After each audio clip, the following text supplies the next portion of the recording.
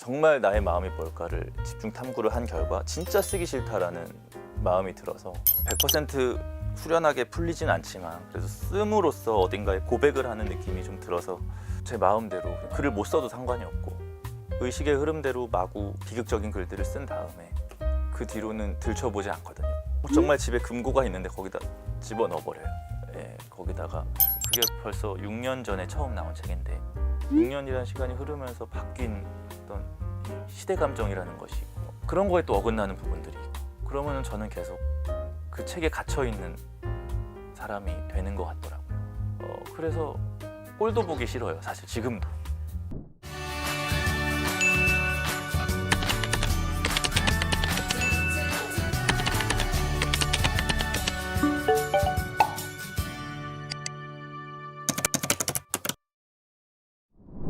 네, 안녕하세요. 교보문고 구독자 여러분, 저는 박정민이라고 합니다.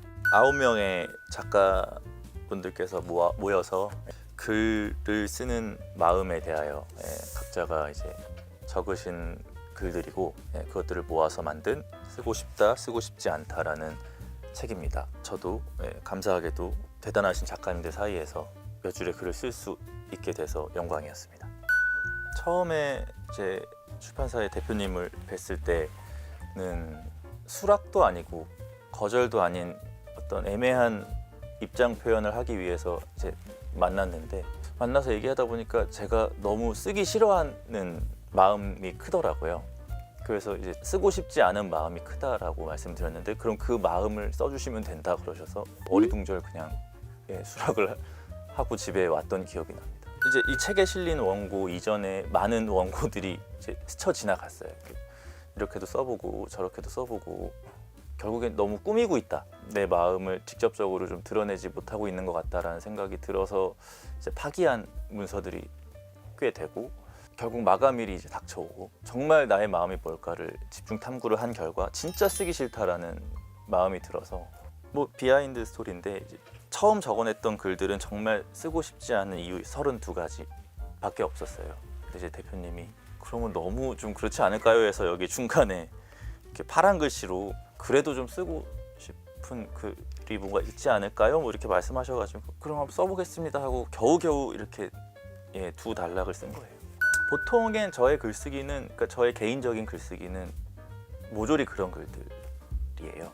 개인적으로 그런 글을 쓸 때 가장 감정적으로 또 좀 후련하고 굳이 누구한테 보여주지 않아도 된다라는 어떤 해방감 때문에 100% 후련하게 풀리진 않지만 그래도 씀으로써 어딘가에 고백을 하는 느낌이 좀 들어서 제 마음대로 글을 못 써도 상관이 없고 의식의 흐름대로 마구 비극적인 글들을 쓴 다음에 그 뒤로는 들춰보지 않거든요.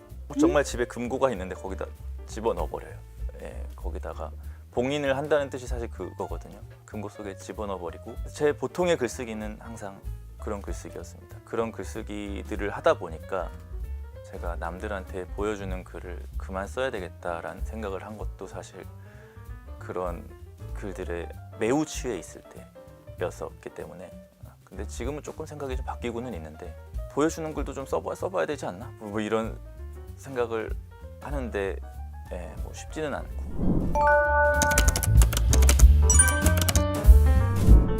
짤방 요즘에는 이제 그 비트코인 짤방에 한다라는 개념보다는 물려있다라는 개념 뭐 이런 거 정광렬 선배님께서 이렇게 자고 있다가 올랐나 이렇게 보고 아니네 그리고 다시 주무시는 짤 이런 거 폭락을 한 다음에 몰래카메라 대성공이라고 외치시는 짤입니다.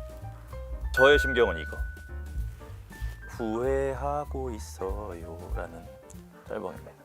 그 책방을 접고 나서 그 책에 대한 어떤 강박이라고 해야 될까요? 그런 게 좀 없어져서 책을 놓고 산 지가 한 1년 정도 되거든요. 유튜브만 봤어요. 계속 하루에 정말 열몇 시간씩 유튜브가 계속 돌아가고 있었는데 이러면 안 되겠다. 다시 좀 책을 좀 읽어야 되겠다. 최근에 가장 인상 깊게 본 책은 에리 프롬 작가님이 쓰신 우리는 여전히 삶을 사랑하는가라는 책. 오랜만에 밤새서 책을 읽어본 것 같아요. 나를 사랑하지 못하는 사람의 모습을 꽤 길게 묘사하시는데 난데 싶어서. 근데 꽤 많은 현대인들이 좀 그러고 있지 않을까라는 생각도 들고, 그래서 그 책은 여러 사람이서 같이 보고 좀 소감을 좀 들어보고 싶어요. 그 책을 보면서 과연 어떤 생각을 다들 하시는지 좀 궁금해서. 사실 그 책을 보고 나는 아니야 라고 하는 사람이 더 많았으면 좋겠어요. 빼놓지 않고 하는 메모는 악몽입니다. 거의 악몽만 본다고 보면 될 것 같습니다. 그 악몽이라는 건 저의 결핍이라는 생각이 좀 들거든요. 무의식 속에서 내가 지금 이 현생에서 뭐가 부족하고 어떤 거에 불만이 있고, 그러니까 내가 미처 깨닫지 못한 이 속에 있는 감정들인 것 같아가지고, 내가 미처 현실에서 외면하고 있던 내 감정과 내 결핍을 조금 적어놓고 눈으로 봐야 좀 덜 그럴 것 같아서, 또 나의 열등감이라든지 내가 이 사람을 어쩌면 미워하고 있을 수도 있겠구나라는 감정이라든지, 내가 굳이 마주하고 싶지 않았던 나의 폭력성이라든지, 그런 것들을 적어 놓음으로써 나도 이런 감정들이 있는 사람이구나, 하나의 어떤 인격체구나라는.